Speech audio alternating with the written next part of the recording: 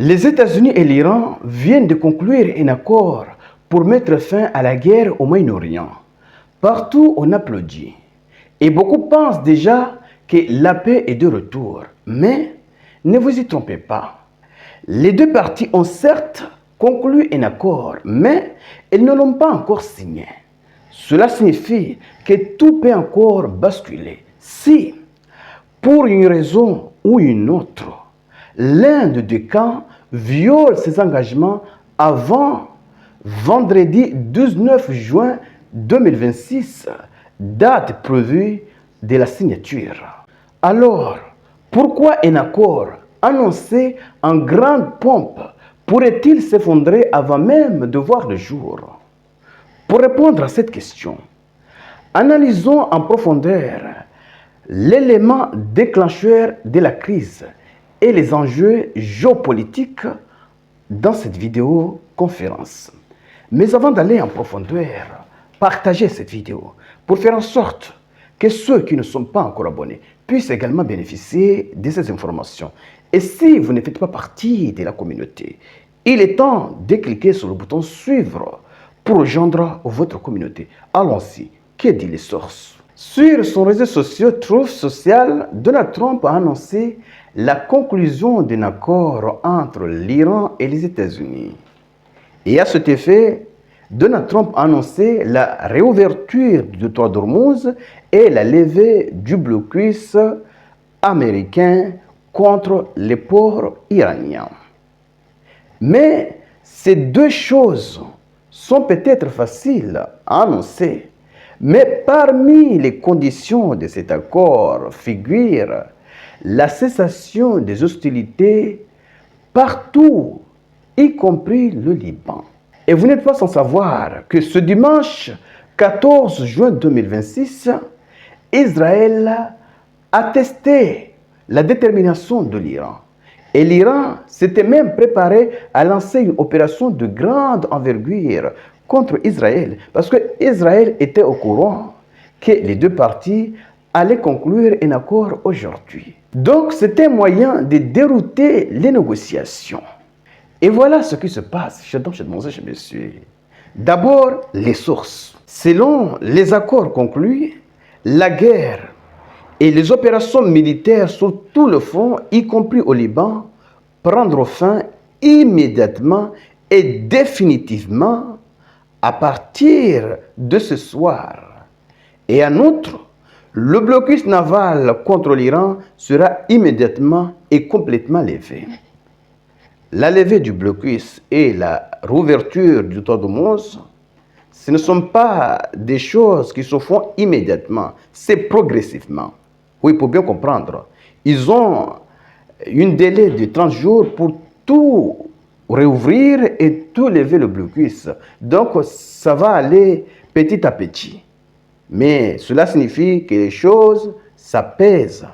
Si les choses se passent bien, il n'y aura pas de frappe, oui, contre les navires civils. C'est de cela qu'il s'agit. La signature de ce mémorandum d'accord sera officiellement effectuée le vendredi 19 juin. C'est juste un protocole d'accord, ce n'est pas le vrai accord.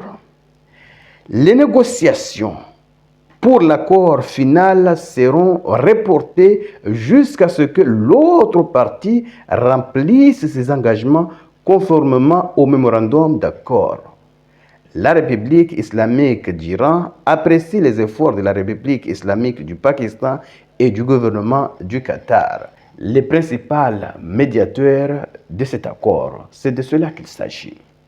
Alors, chers messieurs, pourquoi tout peut basculer? Tout peut basculer parce que cet accord oblige Israël à cesser les hostilités au Liban. D'ailleurs, depuis l'accord de cessez-le-feu conclu début avril 2026, il était question de cesser les hostilités au Liban. Mais malgré cela, les Israéliens ont eu le faveur de Trump pour continuer. Parce que si Trump n'avait pas donné le faveur, il ne serait pas là en train de changer de tir. Ce dimanche 14 juin 2026, Israël a essayé de faire dérouter cet accord en frappant le sud de Beyrouth, une partie considérée comme une ligne rouge pour Téhéran. Et à cet effet, l'Iran voulait riposter. Mais Donald Trump est intervenu pour apaiser la situation. Et vous devez comprendre une chose. Les États-Unis et l'Iran ont pris beaucoup de temps pour conclure un accord parce qu'il était question de cesser les hostilités au Liban. Et même jusqu'à aujourd'hui, cette question n'avait pas été finalisée selon certaines sources. C'est à cause des frappes israéliennes contre le sud de Beyrouth qui a fait que l'Iran a eu raison sur les États-Unis dans cette question. Et à cause des actions israéliennes, les États-Unis ont accepté le fait que le Liban est inclus dans l'accord. C'est de cela qu'il s'agit. Alors, on va voir d'ici demain si les Israéliens vont se replier, vont arrêter les hostilités ou ils vont continuer à frapper le Liban. S'ils continuent de frapper le Liban, cela signifie qu'il n'y a pas d'accord. Même la signature prévue pour le vendredi 19 juin 2026 n'aura pas lieu. C'est de cela qu'il s'agit. Et c'est bien, parce que l'accord a été conclu sans signature. Et c'est la signature qui confirme que les choses marchent à merveille. Et sans cette signature, il n'y aura pas d'accord. Et il y a une chose, les gens vont dire que l'accord a été signé le 14 juin 2026, date de l'anniversaire de Trump. Mais les Iraniens ont attendu jusqu'à minuit pour conclure l'accord. Comme ça, pour les Iraniens, l'accord a été conclu le 15 juin et pour les Américains, l'accord a été conclu le 14 juin puisqu'il y a une différence de 7 heures de temps entre les deux pays.